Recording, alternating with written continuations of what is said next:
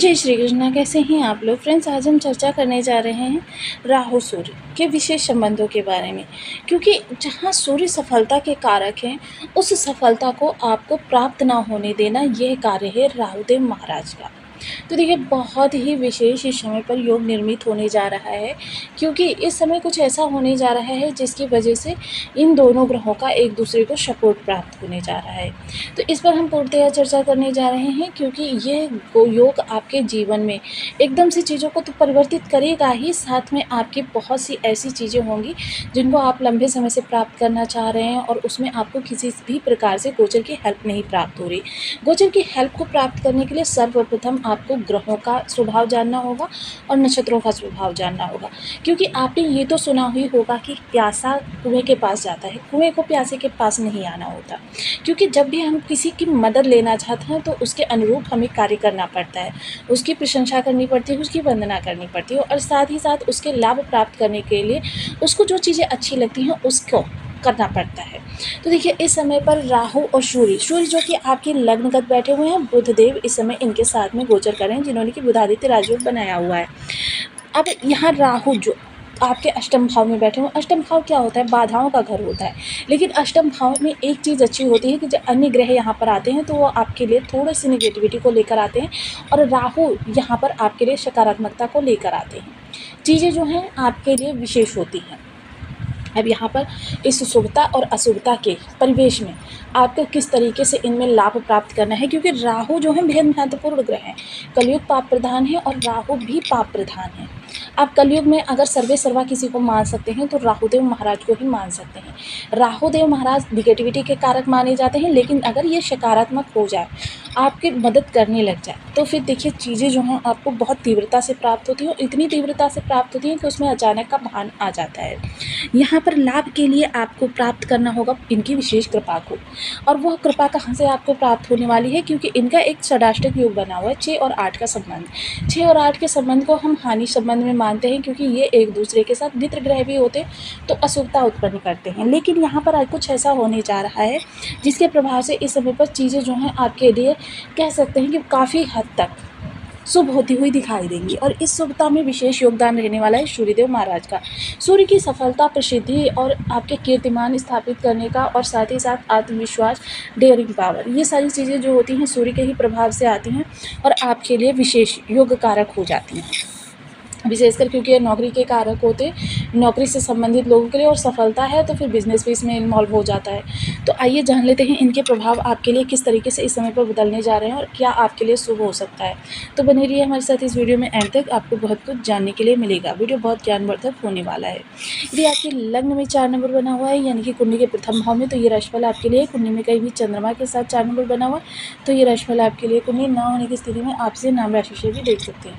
यदि अभी तक आपने अपने इस चैनल को सब्सक्राइब नहीं किया है तो प्लीज़ सब्सक्राइब कर लीजिए, वीडियो को लाइक कर दीजिए, चैनल को शेयर कर दीजिए। इससे होगा क्या कि हमारे आने वाले हर वीडियो की नोटिफिकेशन मिल सकेगी आपको सबसे पहले। एक प्यार सा कमेंट करना बिल्कुल ना भूलें। कमेंट से हमें बहुत मोटिवेशन मिलता है, हौसला मिलता है, और ये पता चलता है कि आप और क्या जानना चाहते हैं। देखिए, राहु यहाँ पर बैठे हुए हैं, सूर्य लग्नगत बैठे हुए हैं। सूर्य इस समय अपना नक्षत्र परिवर्तन करने जा रहे हैं। नक्षत्र परिवर्तन करके चले जाएंगे ये आश्लेषा नक्षत्र में। आश्लेषा नक्षत्र जो है मघा का नक्षत्र है, विशेषकर ये शुक्र से प्रभावित नक्षत्र है, क्योंकि यह जो है विलास का नक्षत्र है और आपके आराम को दिखाता है, आपके सुख सुविधाओं को दिखाता है।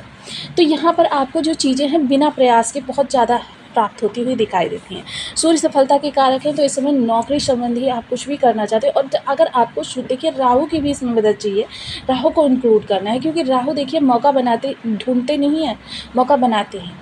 और जो व्यक्ति मौका बनाने में माहिर होता है वह दिन दुनी रात चौगुनी उन्नति करता है, स्वयं के लिए रास्ते बनाता है और उन्हीं रास्तों पर चलकर नए नए कीर्तिमान को स्थापित करता है।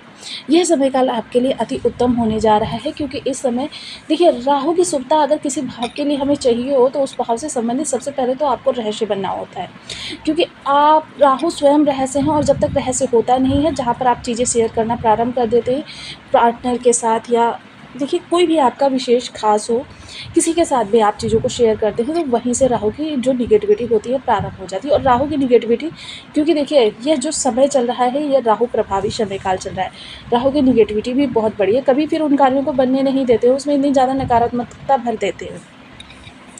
अब दूसरी चीज़ क्या होती है राहु की, राहु कभी भी नहीं कहते हैं कि आप भेड़ चाल में चलिए, क्योंकि भेड़ चाल में चलना राहु को बिल्कुल भी पसंद नहीं। राहु एकदम से अकेले अचानक किसी भी दिशा में चल देते हैं, क्योंकि देखिए अगर ये भेड़ चाल में चलते तो जिस समय पर अमृतपान हो रहा था उस समय पर ये अन्य राक्षस मित्रों को अपने फेवर में लेते और उनसे कहते कि आप भी मेरे साथ चलिए। राहु स्वयं अकेले सोचते हैं, अकेले कार्य करते हैं, और यही विशेषता इन्हें लोगों से अलग बनाती है, अन्य ग्रहों से। और देखिए राहु कभी भी मार्गी चाल नहीं चलते, हर ग्रह मार्गी चाल चलता है लेकिन राहु कभी भी मार्गी चाल नहीं चलते। तो यहाँ पर ये चीज़ें जो हैं आपको समझनी होंगी, और समझकर इनके अनुरूप जब आप कार्यों को आगे बढ़ाएंगे तो आपके लिए काफ़ी लाभ की स्थितियाँ प्रशस्त हो जाएंगी। इसके अतिरिक्त देखिए आउट ऑफ द बॉक्स सोचना, क्योंकि राहु का विशेष जो गोचर काल होता है वो अपने आप में विशेष होता है। आश्लेषा नक्षत्र का प्रथम नक्षत्र जो होता है, देखिए आश्लेषा को शुक्र प्रभावी हम नक्षत्र मान सकते हैं, और शुक्र प्रभावी नक्षत्र शुक्र जो है राहु के गुरु हैं। और इसके अलावा देखिए इसके जो प्रथम चरण है वो धनु नवांश में आता है, और राहु भी इस समय पूर्व भाद्रपद नक्षत्र से गोचर कर रहे हैं। यानी कि देखिए इस समय राहु नेगेटिविटी फैलाने का कार्य तो करेंगे, लेकिन इस पर अंकुश रहेगा गुरुदेव महाराज का। और यहाँ प्रथम चरण आश्लेषा का जो धनु है यहाँ पर भी गुरुदेव का प्रभाव है, यानी सकारात्मकता दोनों ही जगह आपके लिए आ रही है। 50% सकारात्मकता सूर्य की आपको मिल जाएगी, 50% सकारात्मकता आपको राहु की मिल जाएगी, तो फिर कार्य आपके 100% सफल हो जाएगी। लेकिन क्या है, सबसे पहले इस समय बी पॉजिटिव होना होगा, क्योंकि जब तक आप स्वयं अपनी थिंकिंग को बदलेंगे नहीं, क्योंकि जो चीज़ें आप इमेजिन करते हैं, ये देखिए साइंस का भी रूल है कि जो चीज़ें आप इमेजिन करते हैं धीरे धीरे आपके साथ वैसा ही होने लगता है। अगर आप हर समय अपनी नकारात्मकता को लेकर रोते रहते हैं तो चीज़ें आपके लिए धीरे धीरे निगेटिव ही होने लगती हैं, चाहे आप कितने भी सकारात्मक हो। तो इन चीज़ों को आप ध्यान में रखकर कार्यों को आगे बढ़ाइए, आपके लिए सब कुछ शुभ ही शुभ होने वाला है। यहाँ पर देखिए एक छोटी सी चीज़ और आपको ध्यान रखनी होगी कि कॉन्फिडेंस और ओवर कॉन्फिडेंस में अंतर समझना होगा, क्योंकि आश्लेषा नक्षत्र का जो द्वितीय चरण आएगा वो शनि का नवांश होगा, यानी कि मकर का।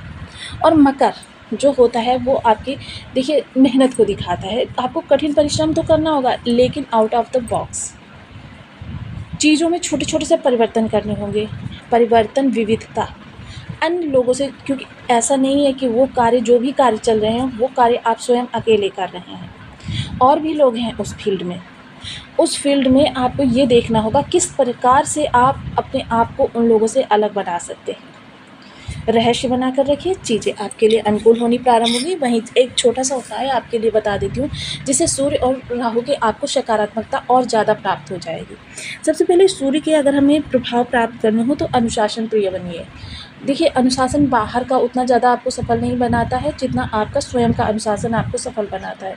तो इसलिए देखिए बहुत से दिनचर्या में ऐसे कार्य होते हैं जिनके लिए अनुशासन नहीं किया जा सकता, लेकिन कुछ कार्य ऐसे होते हैं जैसे खाना पीना सोना जागना, इन कार्यों को तो अनुशासन में किया ही जा सकता है। तो जितना संभव हो सके आप अपने कार्यों को अनुशासन में करने का प्रयास करें। साथ ही साथ काला सुरमा पंसारी की दुकान से ले आएँ। पंसारी की दुकान पे देखिए बहुत सस्ता सा मिलता है, और उसे आप प्रत्येक शनिवार को प्रदोष काल के बाद में सायं के समय घास वाली ज़मीन में दबा कर आइए।